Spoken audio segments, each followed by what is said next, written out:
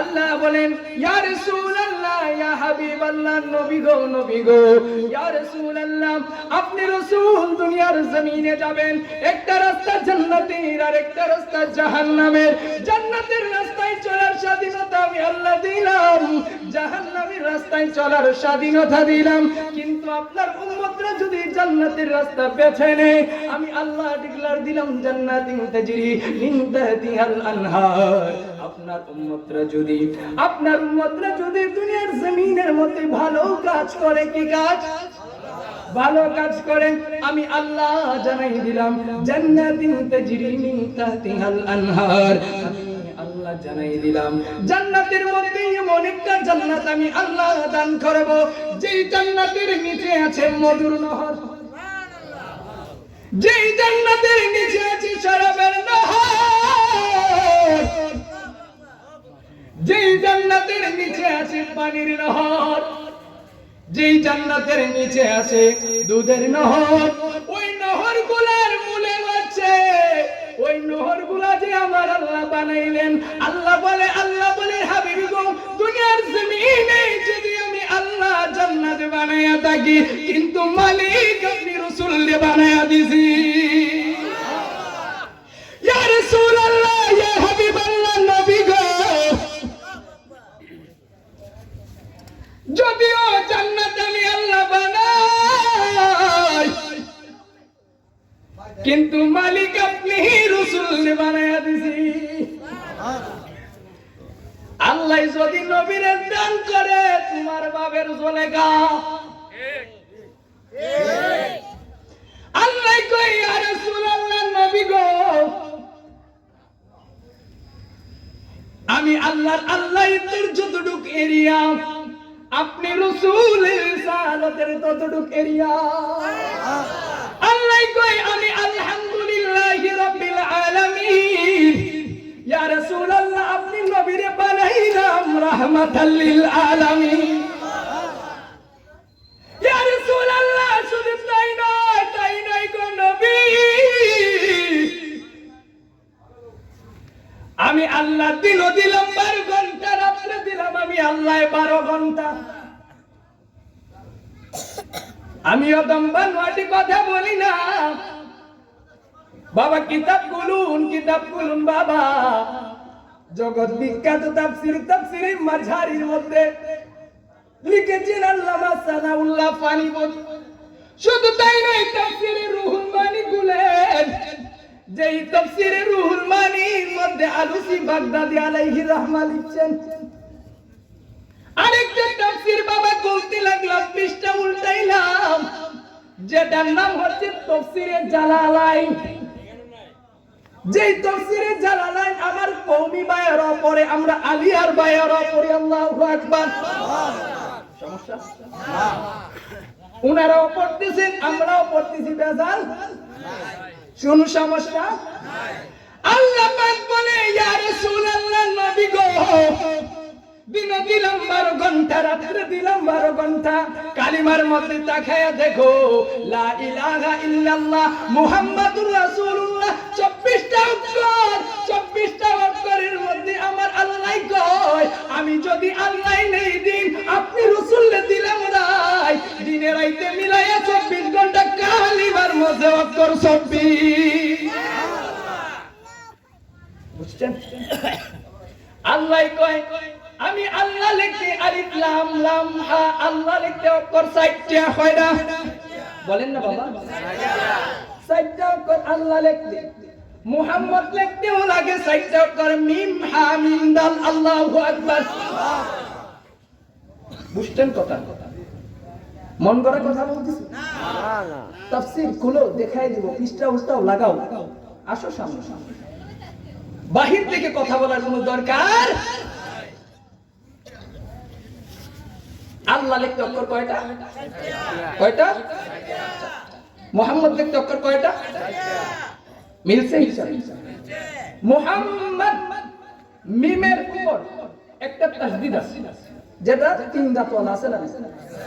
দেখেন, চিন্তা করেন, আছে না? মুহাম্মদ মিমের উপর একটা তাসদিদ আছে না? মিলছে।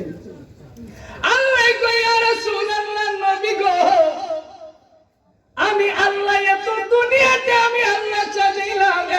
এরকম আপনি রাসূলের জন্য। কাল কিয়ামতের ময়দানে আদম সফিউল্লাহ বলবে নাফসি, ঈসা রূহুল্লাহ বলবে নাফসি, মুসা কালিমুল্লাহ বলবে নাফসি। আল্লাহ পাক রব্বুল আলামিন নূরের নবী হায়াতুল নবীকে ডাক দিবেন, ইয়া রাসূলুল্লাহ নবী গো আপনি কোথায়? 63 বছর জিন্দেগীর মধ্যে একটা রাত আপনি ঘুমান নাই। আয়েশা সিদ্দিকাকে প্রশ্ন করলাম, ও মা আয়েশা, নবীর জিন্দেগিটা একটু আপনি বলুন না, নবী কেমন ছিলেন? আম্মা জান আয়েশা কয়, ও নবীর উম্মতের দল কেমন নবী ছিলেন? নবীর জিন্দেগিটা তারাশ কইরা দেখো, আমি যখন মাঝে মাঝে দেখতাম রে, আমার নূরের নবী হায়াতুল নবী জিন্দা নবী সিজদার মধ্যে মাথা দিছে। মনে ভাবতাম রে হয়তো নবী দুনিয়া থেকে ইন্তেকাল করছে, হঠাৎ করে তাকাই দেখি আমার নবী সিজদায় পড়ে কি বলে কান্দে। আজকে ওই নবীর কষ্ট দিয়া নবীর কিছু ব্যাপারে উম্মত আছে নবীর ইজ্জতের সাধন লইয়া টানাটানি করে। কালকে আমাদের ময়দানে নবী আমারে জিজ্ঞেস করবে, উম্মত তোর জন্য আমি রাসূল এত কষ্ট করছি, উহুদের ময়দানে দানটা ভেঙে দিয়েছি, ঠিক মতো আমি রাসূলের পেটের মধ্যে খাবার জুটে না, আমি নবী তোর জন্য এত কষ্ট করলাম, উম্মত উম্মত কেন আমি রাসূলকে তুই ব্যথা দিলে নবীর সামনে দাঁড়াইতে পারবেন না। কোরআনে তো নবীজির শান মুনাফিক দেখে না, ঈমানদার দেওয়ালা যেতে চাই মদিনা, ঈমানদার দেওয়ালা যেতে চাই। বলতেছিলাম বন্ধুরে, জগৎ বিখ্যাত তাফসীর ইবনে কাসিরের মধ্যে আমি দেখতে লাগলাম রাসূলের কেমন শান। আমার রাসূলের জিন্দেগিটা তালাশ করেন, দেখবেন রাসূলের জিন্দেগির মধ্যে শুধু কষ্ট। 63 বছর জিন্দেগি নবী ঠিক মতো ঘুমান নাই, রাসূল ঠিক মতো খান নাই। কালকে আমাদের ময়দানে সবাই যখন পেরেশান থাকবে, আল্লাহ পাক রব্বুল আলামিন বলবেন, হাবিব গো আপনি কোথায় আছেন গো, রাসূল একটু দেখতে চাই। আজকে আমি মাকামে মাহমুদ আমি আদম সফিউল্লাহর জন্য বানাই নাই, আজকে আমি মাকামে মাহমুদ ঈসা রূহুল্লাহর জন্য বানাই নাই, আজকে মাকামে মাহমুদ আদম সফিউল্লাহর জন্য বানাই নাই। ইয়া রাসূলুল্লাহ আজকে মাকামে মাহমুদ আপনি রাসূলের জন্য বানাইছি। নবী মাকামে মাহমুদের পাশে যাবেন, চেয়ারে ধরে তিনি দাঁড়ায় থাকবেন। আল্লাহ বলবেন, হাবিব কেন দাঁড়ায় আছেন গো নবী, একটু বলেন না। এই কথা বলার পরে আমার নূরের নবী সিজদা মেরে দিবেন। আল্লাহু আকবার। নবী কি দিবেন? সিজদা দিবেন। আল্লাহ বলবেন, ইরফা রাসাকা ইয়া রাসূলুল্লাহ, ও নবী আপনার মাথা মুবারক আপনি উঠান। আজকে দেখেন কোটি কোটি উম্মতগুলো আপনার হাশরের ময়দানে হাজির। আমার নবী নূরের নবী হায়াতুল নবী বারবার সিজদা দিবেন। আল্লাহ পাক রব্বুল আলামিন বলেন, নবী গো ইয়া রাসূলুল্লাহ আর কান্নার সময় নাই, শাফাআতি আহলি কুবরা, নবী গো আপনাকে শাফাআতে কুবরার মালিক বানায়া দিলাম।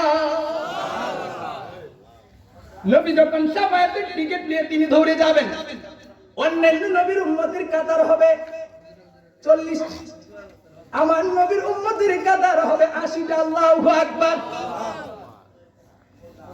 যখন মিজানের পাল্লা আল্লাহ টাঙ্গায় দিবেন, তখন দেখা যাবে আল্লাহ পাক রব্বুল আলামিন হিসাব নিকাশ করবেন। নেওয়ার পরে দেখা যাবে কেউ হয়ে যায় আমলের কারণে জাহান্নামী। কি হয়ে যায় বুঝতেছেন কথা? জাহান্নামী হয়ে যায়। কিন্তু আমার নূরের নবী হায়াতুল নবীকে ভালোবাসার কারণে রাসূল যখন গিয়ে একটা জান্নাতে একটা টুকা দিয়ে দিবেন, আল্লাহ বলবেন, আল্লাহকে বলবে ফেরেশতারা, আল্লাহ এই লোকটা জাহান্নামে, কিন্তু তোমার রাসূল তারে জান্নাতে বানাইলেন। কেন কেন বানাইলেন? কারণ ওই উম্মতটা রাসূলকে জানের চেয়ে বেশি ভালোবাসে। যারা জানের চেয়ে বেশি ভালোবাসে তাদের দলিল হচ্ছে আসলে আল্লাহ কোরআনে বলেন, ওয়ামাই ইউতি'আল্লাহা ওয়া রাসূলা ফাউলাইকা মা'আল্লাযীনা আন'আমা আল্লাহু আলাইহিম মিনান নাবিয়্যিনা ওয়াস সিদ্দীকিনা ওয়াশ শুহাদাই ওয়াস সালিহিন। আল্লাহু আকবার। আল্লাহ বলেন, ওয়ামাই ইউতি'আল্লাহা ওয়া রাসূলা, যে ব্যক্তি রাসূলের অনুসরণ করবে তারা আমি আল্লাহকে অনুসরণ করবে। যারা রাসূলকে ভালোবাসে তাদের কি হবে? ফাউলাইকা মা'আল্লাযীনা আন'আমা আল্লাহু আলাইহিম, তারা ওই সমস্ত নেককার সালিহিন বান্দাদের সাথে থাকবে। মিনান নাবিয়্যিনা, যারা নবী হয়েছে, সুবহান, ওয়াস সিদ্দীকিনা, যারা সত্যবাদী তাদের সাথে, ওয়া হাসুনা উলাইকা রাফিকা, যারা নেককার আল্লাহর বন্ধু হয়ে জান্নাতি হয়েছে, যারা রাসূলকে জানের চেয়ে বেশি ভালোবাসে তারা তাদের সাথে জান্নাতি থাকবে। বড় করে বলুন সুবহানাল্লাহ। আল্লাহ ঘোষণা কে দিয়েছেন? আল্লাহ যদি ঘোষণা দেয় রাসূলের ভালোবাসা দরকার আছে না নাই? রাসূলকে যারা ভালোবেসেছে, রাসূলকে যারা মুহাব্বত করেছে তারা উসমানে গনি হয়েছে। রাসূলকে যারা ভালোবাসেছে আবু বকর সিদ্দিক হয়েছে। রাসূলকে যারা ভালোবেসেছে গাউসুল আজম হয়েছে। রাসূলকে যারা ভালোবেসেছে মিরান সাদাবাই হয়েছে। এই জন্য রাসূলের প্রেমের মালা গলায় লাগাইতে হইব। রাসূলকে যদি ভালোবাসতে পারেন, খোদার কসম আপনি যখন কবরে যাবেন আমার নূরের নবী আপনার হাত বাড়াইয়া হাতে নিয়ে নিবে। বিশ্বাস আছে না নাই? বিশ্বাস আছে না নাই? রাসূলকে ভালোবাসে আসছি না?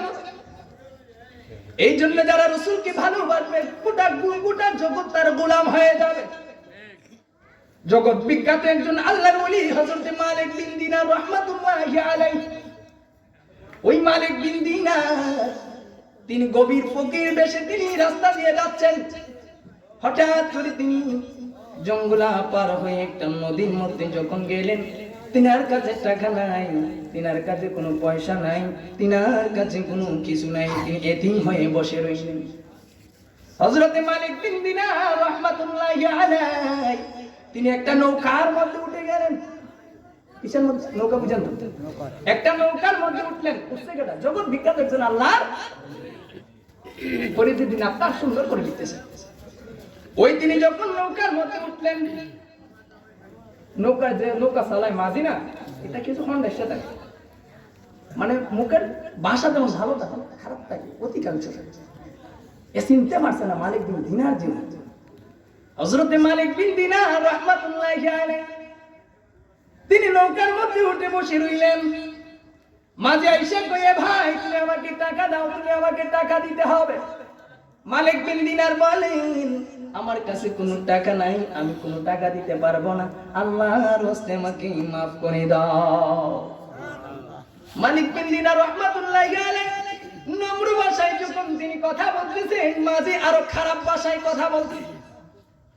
হযরত মালিক বিন দিনার রাহমাতুল্লাহি আলাইহি তিনি আল্লাহকে দুই হাত তুলে বলেন, আল্লাহ আজকে যদি আমি মালিক বিন দিনারকে তুমি অপমান করো, তোমার কুদরতের আলিশান দরবারে অপমান হয়ে যাবে।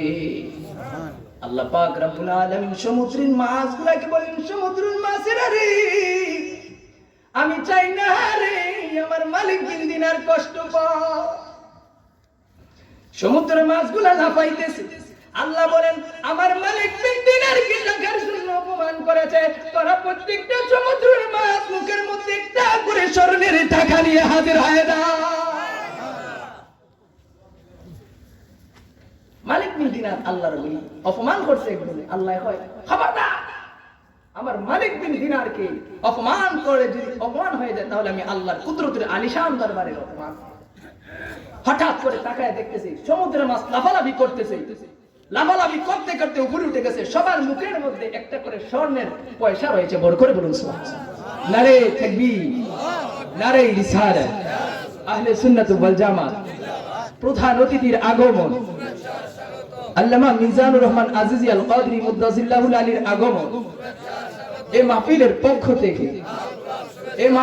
পক্ষ থেকে নারে তাকবীর। হযরতে সংক্ষিপ্ত করে দিচ্ছি, হুজুর চলে আসছে। হযরতে মালিক বিন দিনার রাহমাতুল্লাহি আলাইহি প্রতিদিন আত্মার তিনি লিখতেছেন, এই কথাটা নুসাতুল মাজারিসের 182 পৃষ্ঠার মধ্যে ওয়াকিয়াটা আছে। এই ওয়াকিয়াটা আবার মিরকাতুল মাফাতি ফি শারহ মিশকাতুল মাসাবি 100 এই ওয়াকিয়াটা আবার মিরকাতুল মাফাতি লিখেছেন আল্লামা মুল্লা আলী কারি হানাফি মাক্কি 92 শতাব্দীর যিনি মুজাদ্দিদ, তিনি লিখেছেন, এই ওয়াকিয়াটা তিনি নোট করেছেন। এই ফরিদউদ্দিন আব্দুর রহমাতুল্লাহ তাজকিরাতুল আউলিয়াতে নোট করেছেন। ওই মালিক বিন দিনার যখন তিনার অপমান করলো, অপমান করার পরে সমুদ্রের মাছগুলা কার আগে কে আসবে লাফাইতেছে আইসা দেখা যায় সামনে এইভাবে দাঁড়ায় আছে, সবার মুখে একটা করে স্বর্ণের পয়সা রয়েছে, বলে করে বলে সুবহানাল্লাহ। সবার মুখে। এখন মাঝি দেখতেছে, কি অপমান করলাম একজনকে, কিন্তু সমুদ্রের মাছ তো তার জন্য পাগল হয়ে গেছে, কদমে পড়ে গেছে। কয় হুজুর আমাকে মাফ করে দেন, আমাকে কালমা পড়ায় মুসলমান বানায় দেন, বলে করে। এই যদি আমার নূরের নবী কয়, কেউ যদি আমার আল্লাহর গোলাম হয়ে যায়, আমি রাসূলের আশিক হয়ে যাই। কেউ যদি দুনিয়া বিমুখ হয়ে যায়, তারপর নিয়ে দুনিয়ার মধ্যে চলে, আল্লাহ বলেন তারা যদি আমি আল্লাহর বান্দা থেকে বন্ধু হয়, তারা যদি আমি আল্লাহর বান্দা থেকে বন্ধু হয়ে যায়, তাদের কথা আমি আল্লাহর কুদরতি জবানের কথা হয়ে যায়, তাদের কথা আমি আল্লাহর কুদরতি জবানের কথা হয়ে যায়, তাদের কানের শোনা আমি আল্লাহর কুদরতি কানের শোনা হয়ে যায়। তারা যদি আমি আল্লাহর কাছে কোনো কিছু চাই রে, আমি আল্লাহ বিনা হিজাবে দান করতে থাকি। আল্লাহ পাক রব্বুল আলামিন যেন আজকের আলোচনা থেকে আমাদেরকে আমল করার তৌফিক দান করেন।